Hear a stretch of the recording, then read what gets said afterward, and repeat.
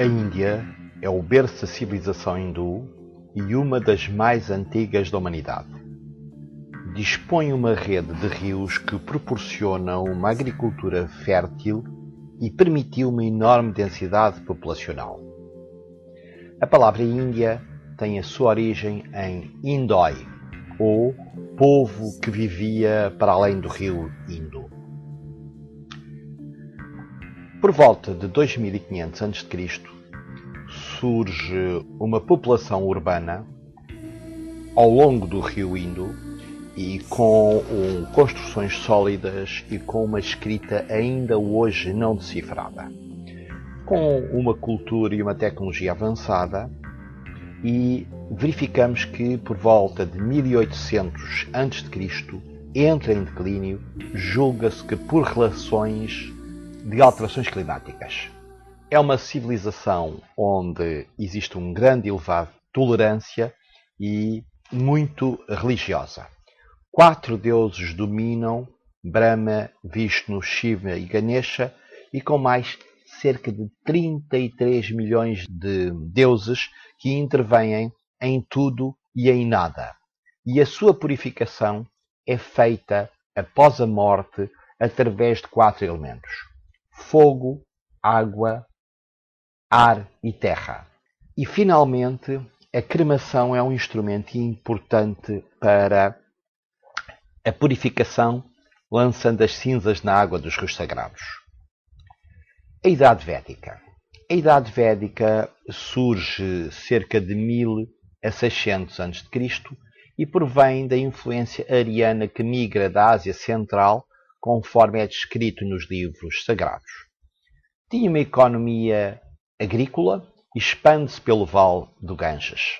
A religião védica adora as forças da natureza e desenvolve-se numa estrutura social baseada em castas de mérito que, com o passar dos anos, se desenvolvem em castas hereditárias, sendo as 4 mais importantes a dos brahmanes ou sacerdotes, os senhores e guerreiros, os mercadores e camponeses, e a mais baixa a dos trabalhadores e servos, os intocáveis ou surdas.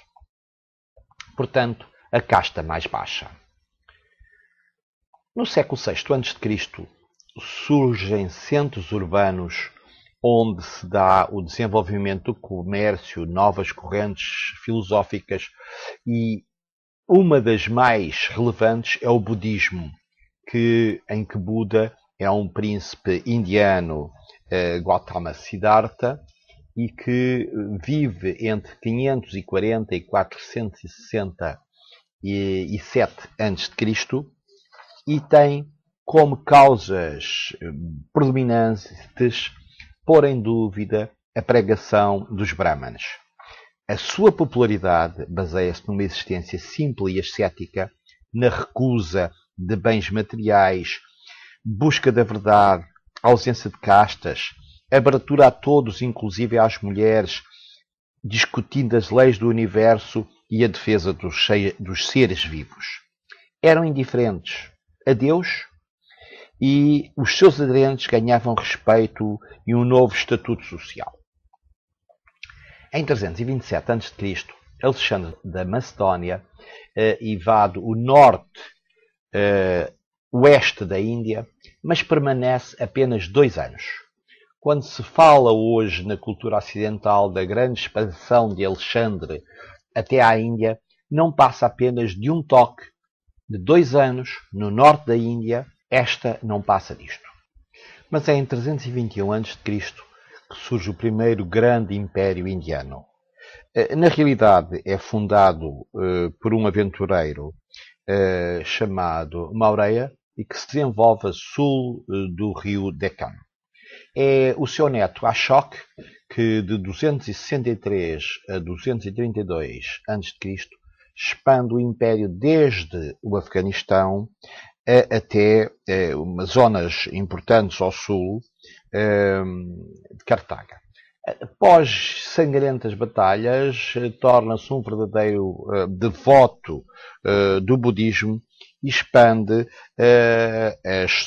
portanto, a religião budista por toda a Índia, construindo súptas e de grande desenvolvimento intelectual. Durante mais de 1000 anos, vários são os senhores e as dinastias que emergem na Índia. A dinastia Gupta, em 320, com o desenvolvimento da arte e da cultura, e que cobre todo o norte da Índia, e cria a primeira universidade budista em Nalanda. Seguem-se os Hunos em 450 e que invadem a Índia com a expansão de um conjunto de novas atividades e culturas.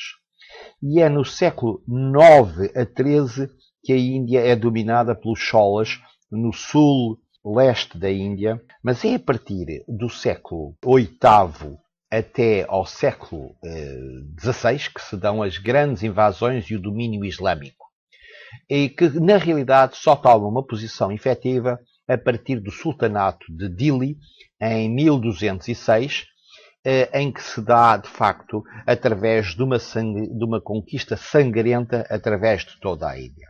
Mas um dos aspectos mais importantes, talvez a salientar, além da divulgação e da mistura entre o Islão e o Hindu, através de mesquitas e de centros de cultura importantes, é a consolidação das redes comerciais com o Mediterrâneo, através de grande desenvolvimento, não só para o Mediterrâneo, como para os próprios muçulmanos, que se estabelecem no comércio das especiarias e que vão desenvolver um novo mito e uma nova dinâmica.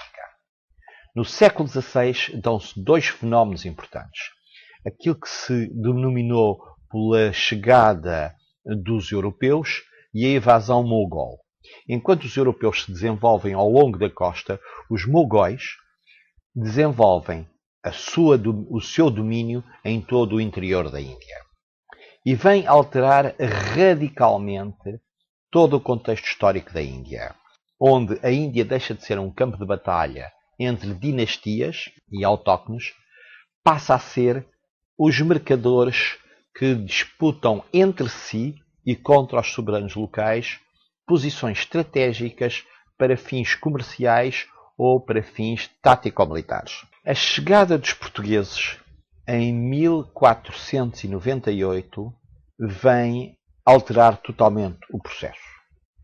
E os portugueses, assim como todos os europeus que se seguem, organizam-se em companhias e vêm a tomar posições no terreno contra os islâmicos, conquistando posições e fugindo à rede comercial ou ao domínio comercial do Mar Arábico e do Mar Vermelho, passando a fazer-se o comércio através da Rota do Cabo. Portanto, depois de dominar alguns pontos estratégicos, Goa, Damão, Diu, Calcut, Bombaim e outros, Vasco da Gama é nomeado vice-rei da Índia, mas em pouco tempo começa a perder posições para os holandeses. E assume grandes dificuldades financeiras e um peso enorme para a coroa. Em 1661, no contexto do casamento de Carlos II do Reino Unido com a princesa Catarina de Bragança, Portugal oferece a Praça de Bombaim aos britânicos. E esta praça é como que um elemento de renovação das alianças que Portugal tem na Europa, agora viradas para a Ásia, e que vai permitir a permanência dos portugueses durante alguns séculos, em paralelo com os britânicos, o que não acontece aos restantes europeus. E é, portanto, determinante na permanência dos portugueses até ao século XX. Outro aspecto importante a realçar é que, quase em simultâneo, com um intervalo de menos 30 anos, dá-se a invasão mogol. Eu disse mogol. Em 1526, o príncipe Babur, brilhante militar de origem turco-perso-mongol, atravessa o passo de Khyber e invadiu o subcontinente indiano e estabelece o que viria a ser o Império Mogol. Invade e conquista a Índia na sua quase totalidade, permitindo, de certa maneira, a permanência dos europeus ao longo da costa. Diríamos que o aspecto mais saliente da conquista ou da permanência do Império Mogol é assumido por Shah Jahan portanto, já em 1605 e que constrói elementos culturais de enorme importância, como o Taj Mahal, que é de facto um monumento importante de homenagem à sua esposa, à sua primeira esposa, que é erigido ao amor. O domínio britânico passa a ser crescente e vem deteriorar e acabar com o domínio dos mongóis. A Companhia das Índias, a partir de 1600, passa a dominar a realidade indiana, ou através de alianças, ou através de conquistas, e vem, portanto, definir toda uma permanência britânica na Índia.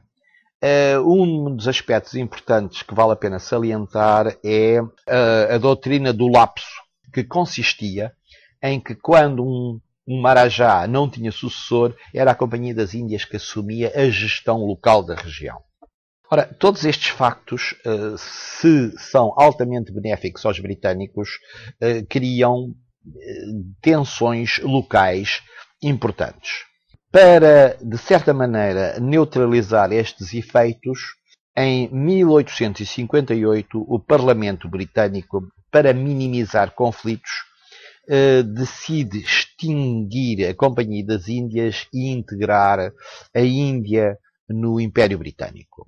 O importar de matérias-primas indianas a custos muito baixos, transformá-la através de uma revolução industrial já em curso e vendê-las depois aos próprios indianos com margens comerciais já muito grandes, vem a criar grandes conflitos e grandes tensões na Índia.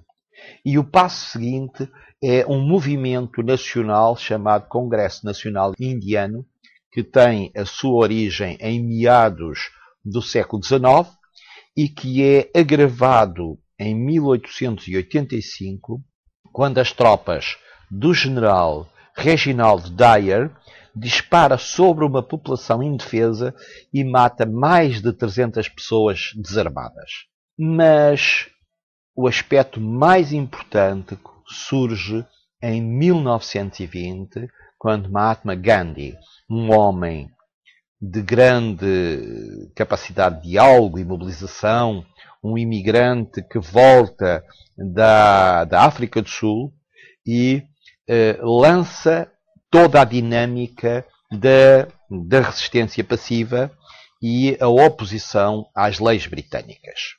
É, portanto, com Gandhi que se desenvolve um grande movimento que vai terminar em 1947 com a independência da Índia. A independência da Índia é, portanto, um grande momento em que o governo britânico, após a Segunda Guerra Mundial, já sem energia e capacidade de impor a sua presença na Índia, concede a independência aos indianos. No entanto, durante muito pouco tempo, Gandhi assume a liderança porque é assassinado em 1948, onde Nehru assume a presidência como primeiro-ministro e lança toda a dinâmica para uma Índia moderna, que é aquela que nós constatamos hoje.